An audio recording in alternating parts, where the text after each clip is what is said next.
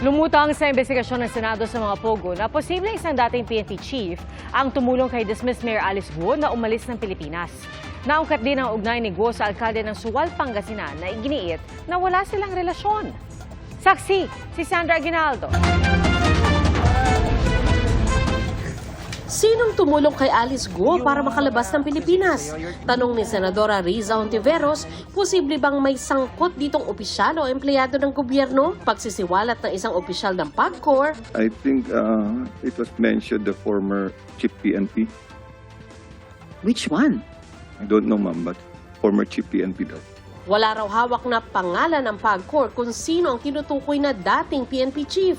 Pero base raw sa nasagap nila impormasyon, may usap-usapan umano sa intelligence community na meron itong buwanang lagay mula kay Guo. Kasama din ba sa usap-usapan na itong alleged former chief PNP ay tinulungan ng kahit sino sa mga kasalukuyang government officials natin sa usapin ng pagtakas ni Guo Huaping?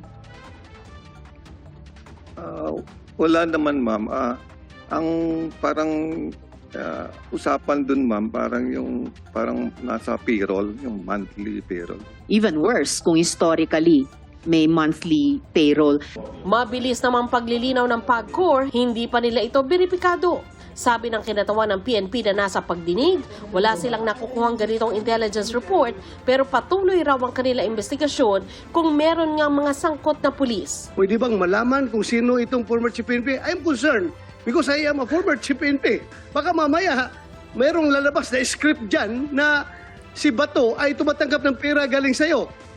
Wala pong ganun pong nangyayari. Sigurado ka? Sigurado po ako. Inusisa rin sa pagdinig kung totoo bang merong mataas na opisyal ng Bureau of Immigration na tumanggap umano ng 200 million pesos para makatakas sina Guo. Sa amount po na 200 million, na nakakuha po tayo ng intelligence information with regard to the amount. Pero for, with regard to dun sa tumanggap po ng that amount na isang BI personnel or associated sa BI, wala pa ho, pero we're still validating. We're part of the investigation, Madam Chair. Hulyo pa, nakaalis ng Pilipinas si Alice Guo pero ang kanyang counter affidavit na panotaryo noong Agosto. Paano nangyari yun? Gayong wala na siya sa bansa noon. Ayon sa sekretary ni Guo na si Kat Salazar, tinawagan siya ng dati alkalde para magpahanap ng notaryo at may ipinakuhang dokumento sa bahay niya sa Banban, Tarlac. Kanino mo kinuha yung dokumento? Nasa drawer po niya, Your Honor, sa room po niya. Ang sabi po niya, i-attach ko daw po sa last page nung affidavit po niya. Alam nyo ba noong araw na yon na wala na sa Pilipinas si Guo Hindi Huaping? po, Your Honor. Ikaw, Miss G, alam nyo ba na wala na dito si Mayor Alice sa Pilipinas nung araw na yon? Hindi po, Your Honor. Wala rin po ako sa posisyon para tanongin kung nasan po siya. Pero nung mga araw na iyon, alam nyo ba na naghahanda na siyang umalis? Bago nung mga araw na Hindi yon? po, Your Honor.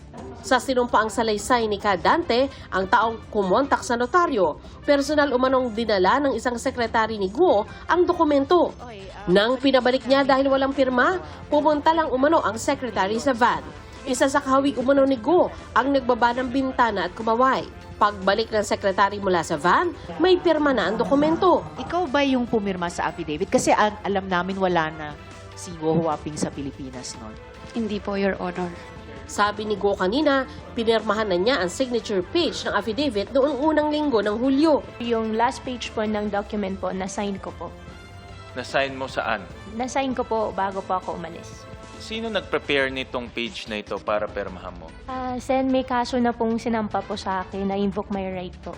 Git ng mga abogado ni Guo, hindi nila alam na wala na siya sa Pilipinas nang ihain nila ang counter affidavit. Hindi rin naman sila personal na nakakapagkita dahil may death threat si Guo. Nadiin tuloy ang nagnotaryong si Attorney Elmer Galicia. Nagsinungaling si Attorney Galicia. No? Dahil hindi ito pinirmahan sa harap ni Attorney Galicia. Definitely nagsinungaling siya at dapat siyang kasuhan rin ng DOJ. Biktima po ako. I am invoking my right against self-incrimination po. Sa pagdinig, inamin ni Kat Salazar na tinawagan niya ang Executive Secretary ni Suwal, Pangasinan Mayor Liseldo Dong Calugay para humingi ng tulong sa pagpapanotaryo ng dokumento. Bakit sa dinami-dami na pwedeng hinga ng tulong, bakit kay Miss Cheryl pa na Chief Head Executive Assistant ni Mayor Kalugay, bakit sa kanya pa tumawag? Yun po yung instruction po ni ma'am. Kaya naniniwala raw si Senador Risa na close sina Alice Guo at Kalugay na pareho nang itinanggi na may relasyon sila. Kabilang sa mga inusisa sa pagdinig ay ang negosyong tila hango sa pangalan ng dalawa ang tawag. Di ba ang karamihan po dito ay pinagsama-sama ang mga pangalan nyo ni Guo Huaping o Alice Guo? Lixel, Alice, LIC, and Liceldo. Dongo, Dong, and Go. Tinalo nyo pa si Dong yan, ha? May mga ipinakita ring larawan nilang magkasama. Ayon po kay Guo Huaping, magkakaibigan lang daw po kayo. Ganyan din po ba ninyo ika-characterize yung relationship nyo? Opo, Madam Chair, kaibigan lang po. Kaibigan lang. Opo, Your Honor. Hindi ka ibigan. Kaibigan lang po, Your Honor. Kwento ni Kalugay, nagkakilala sila ni Guo noong 2016 nung naghahanap siya ng supplier ng baboy. Pero wala raw silang negosyo o bank account na magkasama. Kaya inungkat ng Senado ang mga resibo umano ng construction materials para sa pig farm ng pamilya Guo na nakapangalan kay Kalugay. Hindi po ako nagbayad, Madam Chair. Ang kwento po niyan, tumawag po si Mayor Alice kung saan po makakabili po ng murang mga construction supply kasi po ang family business po namin construction supply. Iklaro ko po itong resibo po, Your Honor. Please, Mayor, kilala na nila siya. Kasi nung October, meron silang malaking ibinili sa kanila, 292,000 pesos. Hindi po totoo na by December na limutan na nila si Guo Huaping kaya kailangan sa pangalan nyo ibigay ang resibo.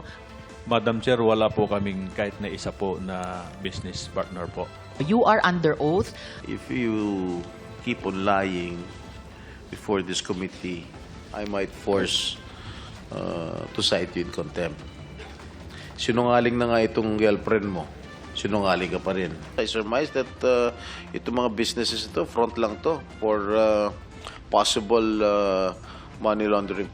Itinanggi rin ni Kalugay na may koneksyon siya kina Duan Renwu at Cassandra Leong, dalawang individual na iniugnay sa sinalakay na Pogo Hub sa Porac, Pampanga. Para sa GMA Integrated News, ako si Sandra Aguinaldo, ang inyong saksi.